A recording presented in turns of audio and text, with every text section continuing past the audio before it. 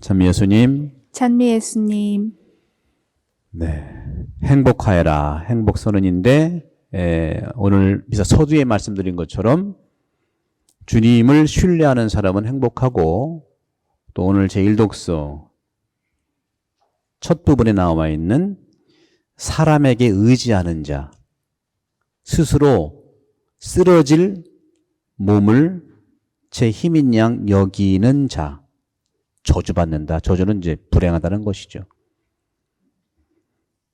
그런 차원에서 오늘 복음을 놓고 보면은 네 가지 구체적인 행복 대상을 얘기하는데, 가난한 사람들, 지금 굶주린 사람들, 지금 배고픈 사람이 있어요? 행복한 분들이에요. 먹을 희망이 있잖아. 그리고 지금 우는 사람들, 지금 뭐 휴대폰 올리는 사람들은 아니에요. 이 세 가지는 이 사람들이 행복하다는 거예요. 이게 뭐 어떤 뜻일까? 가난한 사람들은요, 세상에서 밀려있는 사람들입니다. 가난한 사람들은요, 귀찮은 존재들이야. 아유, 귀찮아. 저 사람, 저 인간 보면 내 기분이 나빠. 아유, 귀찮아 죽겠네. 그들이 하느님께서 행복하게 해줍니다. 인간한테 모욕당했기 때문에 하느님이 행복하게 해준다는 선언이죠. 특히 가난하고 굶주리고 우는 사람은 거의 동의어예요. 여러분 뭐 여러 가지 다 동의어야. 가난한 사람들이 사실 슬퍼요. 그죠? 못 먹으니까 굶주리면 슬픈 거 아니에요. 그죠? 우는 거 아니에요. 그죠? 우리는 뭐 못 먹는 사람이 없잖아. 그죠? 근데 눈을 돌려보면은 많은 사람들이 못 먹어요. 호주는 아니더라도 바로 옆에라든가 이런데. 예? 예. 이런데. 부자와 이기주의자들에 의해서 비난받고 꾸짖음 받는 대상들이 행복한 사람들이라는 것을 오늘 얘기합니다. 말이 안 되지 않습니까? 굶주리는 사람, 불쌍한 라자로가 굶주렸죠. 천국에 갔잖아요. 그죠? 아기에 보복하지 않았잖아요. 미련 곰탱이처럼 당하기만 하잖아요. 당하라는 얘기가 아니에요. 참 기쁨에 참여할 수 있는 사람, 하느님이 행복하게 해준다는 거예요. 가난하게 살기 때문에 슬프고 눈물도 나고 배고픈 겁니다. 그리고 인생에 맛이 없는 사람들이야. 인생 맛 없는 사람은 없죠. 그죠? 마음이 아픈 사람들. 고통과 가난. 그럼 과연 고통과 가난이 뭐냐? 고통과 가난이라고 하는 것은 바로 하느님 앞에서 풍요로움과 이 부유함을 살아야 되는데 그것들을 다른 사람한테서 빼앗긴 자들이고, 빼앗긴 사람의 죄가 고통과 가난입니다. 이걸 계속해서 교황님이 말씀하시는 거예요. 이게 바로 자본주의의 아주 악습이에요. 돈 놓고 돈 먹기 아닙니까? 우리도 혹시 그러한 과정에서 있다면 우리는 행복을 주는 사람이 아니라 고통을 주는 사람이다 하는 거죠.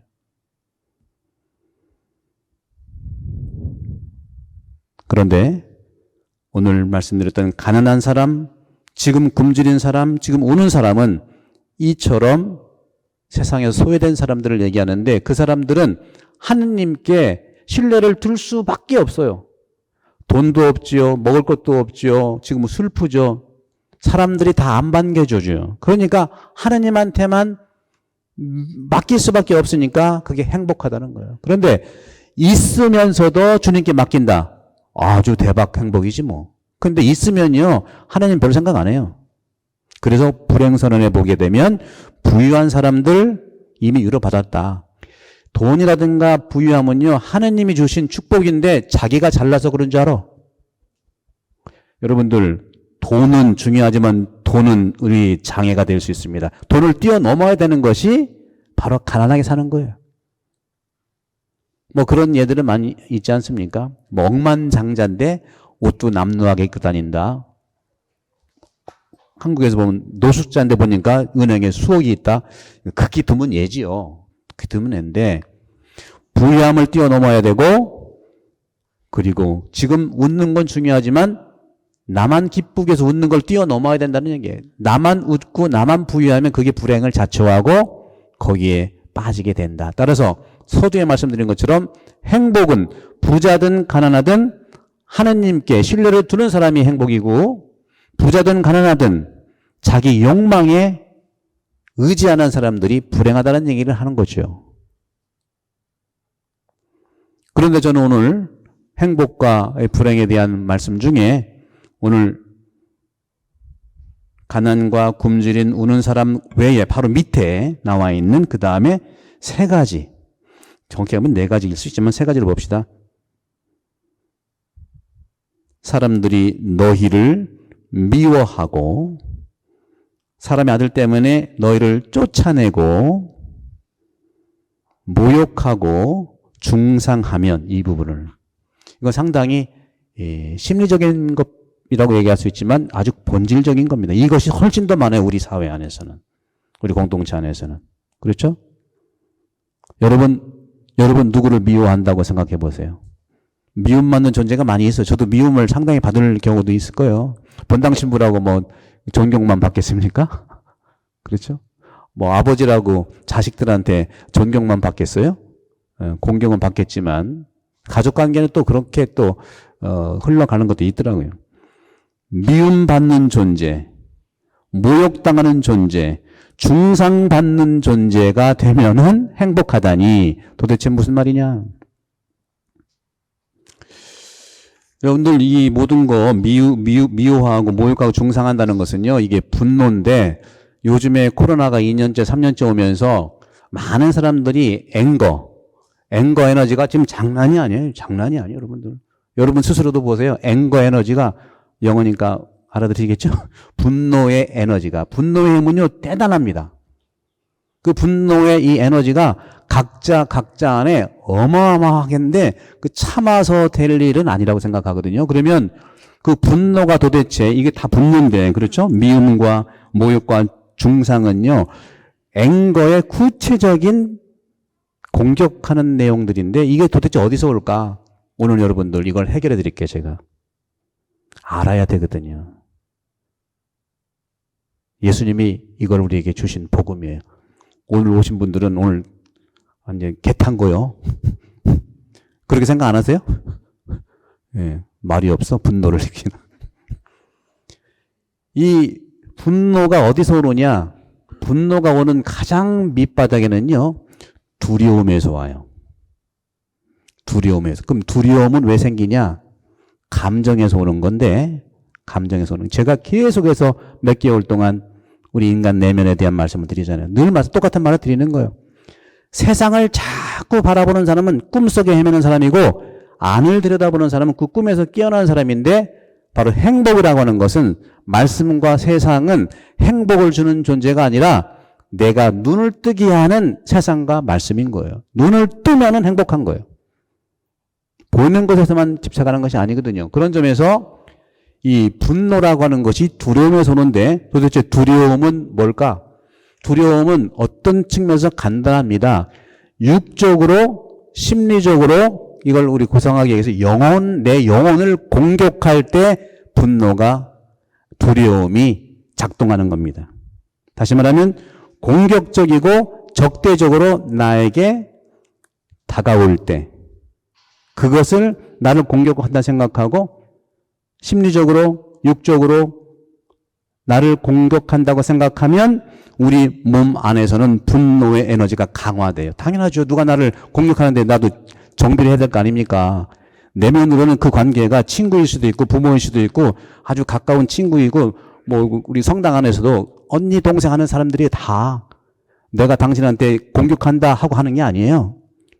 이런 감정의 흐름들은 가까이 있는 사람들하고 해당되는 거지 1년에 한 번 보는 사람에 해당되는 게 아니에요. 그래서 예수님께서는 이웃을 사랑하라, 내 몸처럼 사랑하라 한 거예요. 그래서 내 몸 안에 있는 분노의 에너지가 강화되는 것은 뭐라고 그랬죠? 나를 공격할 때예요. 어떻게? 물리적으로, 심리적으로. 몸이 바로 전투태세를 한다는 겁니다.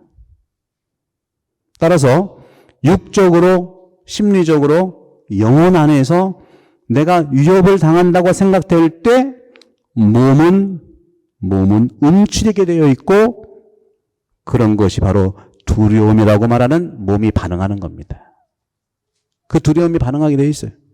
그래서 이러한 강렬한 두려움의 감정은 내 신체에 생리화학적인 그러한 변화를 일으켜요. 혈압이 올라가고 혈당이 막 솟구치고 호흡이 가빠지고 뭐 분노하고 얼굴이 빨개지고 그럴 때 여러분들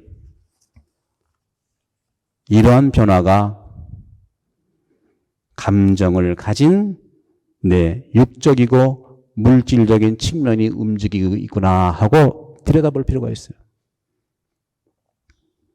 우리는 인간이기 때문에 내 생각과 내 사고의 유형이 여러 가지인데 그 여러 가지를 의식할 수 없기 때문에 내 생각과 마음을 느끼려면은 여러분들 자기 감정을 지켜보십시오.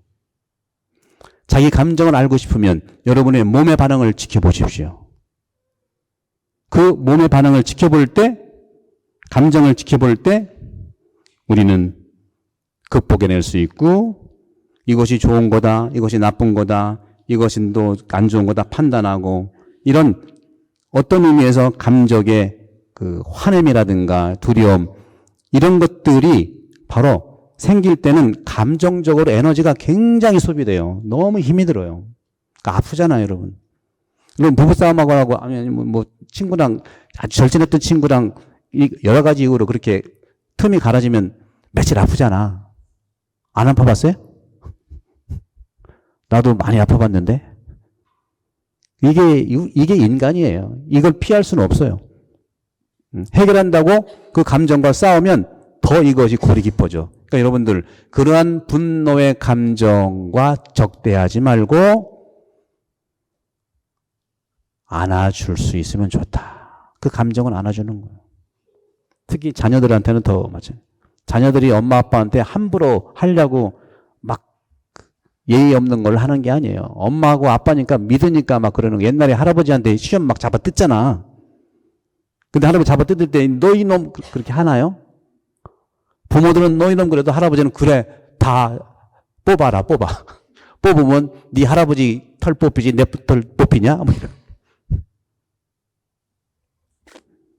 그런 점에서 우리는 참 쉽지는 않지만 그런 메커니즘이 돌아가고 있는 건 분명합니다. 그래서 항상 내 안에 그러니까 감정이라는 것은요, 감정은 내 몸 안에서 영혼이 일으키는 반응이에요. 그 영혼은 뭐라고 그랬죠? 생각과 마음인데 내 생각과 마음이 내 몸에서 일으키는 반응이기 때문에 여러분들의 감정을 보려면 여러분들의 생각과 여러분 마음을 읽어내려면 몸을 자세히 보십시오. 남들은 다 아는데 나만 모를 수 있어요. 여러분들의 몸은 신비로운 하나님의 궁전이라고 그랬잖아요.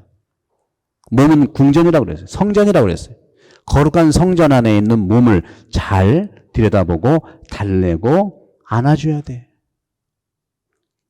그 분노가 두려움이 나한테 겁이 난다고 그래서 그 공격하고 그것에 적대하고 저항하면 할수록 내가 분노의 자체가 되는 거예요. 내가 미움의 자체가 돼버리는 거예요. 미움과 생각과 감정은 내게 아닌데 침범해가지고 그게 나를 인비 점령시키는 거예요. 아주 친익군들이 와가지고 나를 점령시키는 거예요. 친구는 그런 의도로 말한 것은 아닐 텐데 내가 그것을 반영해가지고 그걸 아예 내 존재 깊은 곳에 있는 생명까지 흔들어낼 수 있어요. 특히 요즘에 왜 그렇게 많은 분들이 분노의 에너지가 많을까?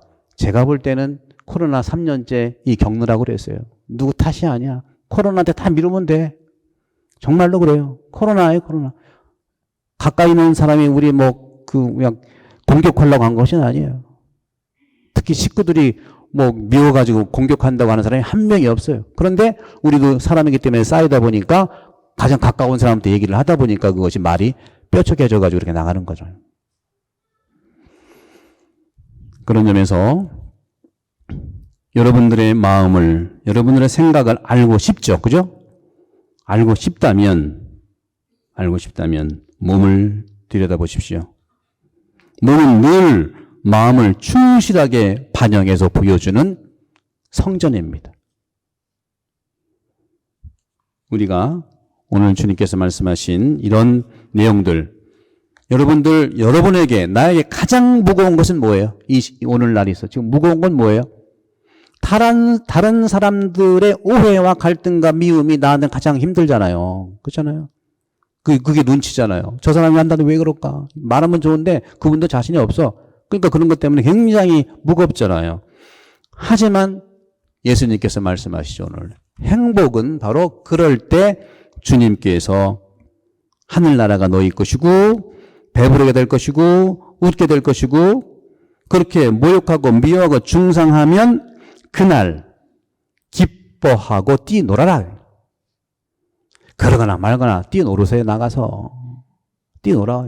그 순간을 피하면 돼. 우리는 지금이 행복의 중요한 장소지 과거나 미래가 아니에요. 마음은 과거와 미래까지 갈 수가 없어요. 그런데 그 마음은요, 과거와 미래 때문에 아픈 거예요. 그런 점에서 이것을 지켜만 보고 뛰어노르면 너희가 하늘에서 받을 상이 크다고 주님은 오늘 말씀하십니다. 이것은 바로 복음은 이러한 어려움에도 불구하고 용기 있게 다시 일어나도록 하는 것이 행복의 힘이고 내가 어디에 나 자신을 내맡기냐라고 하는 거예요. 그 증오와 분노와 오해와 두려움에 나를 맡길 거냐? 아니면 내 안에 있고 그 사람 안에 있는 내 깊은 곳에 있는 사랑과 의식의 현존과 생명과 참 양심에 나를 내맡길 거냐? 내 안에는 참 양심과 참 사랑에 내어 맡기면 행복하고 상대방이든 나든 다가오는 분노와 미움과 오해에 나 자신을 맡기면 그게 불행이라는 거예요. 이게 오늘 주님께서 우리에게 주시는 행복의 중요한 선물이고 기쁨입니다. 믿음으로 또 행복한 주간이 되시기를 바라고 그것은 오늘 제2독서인 바오로 사도에 의해서 결론이 납니다. 예수님께서 십자가에 저항한 것이 아니잖아요. 십자가를 끌어안고 포옹하니까 부활이 있는 거예요. 여러분들이 지금 당하는 고통 끌어안으면 부활이 분명히 옵니다. 하지만 회피하고 또는 그것을 저항하고 하면 내가 더 큰 분노의 자체가 될 것이고 증오의 자체가 될 것이고 미움의 자체가 돼서 나를 공격할 거다. 그때는 내가 나를 공격하는 거예요. 계기는 상대방이라 지금 이제는 내가 나를 공격해. 그런 점에서 오늘 주님께서 말씀하십니다. 바오로 사도를 통해서 그리스도께서 죽은 이들 가운데서 되살아나셨다. 죽은 이들이 되살아나지 않았다면 그리스도께서 되살아나지 않았을 것이다.